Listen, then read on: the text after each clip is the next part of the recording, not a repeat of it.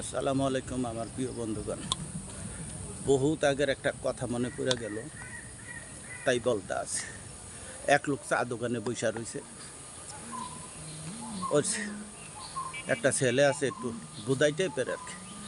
তো ওই যে তেলের পিঠা বলে, আগে তেলের পিঠা বানাইব, তো ছেলেরা পাঠাইছে বাজারে। গিয়া বলিস তোর বাপেরে যে 1 লিটার সরষের তেল কিনা দিত। যদি জিজ্ঞাসা করে কেন, তাইলে বলবি যে সেই কাম করবে। তার সাথে কয়, আব্বা তেল কিনা দিতে কইছে 1 লিটার। সেই কালকে তেল নিয়েছি, আজকে আবার তেলের কথা বলস। তেল কি লেগা? কয় আম্মা বলছে সেই কাম করবে, সেই কাম।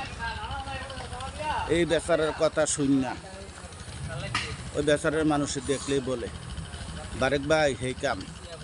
বেচারা কয়দিন বাজারও উঠে নাই। ধন্যবাদ, ভালো থাকবেন। মনে পড়লো বললাম।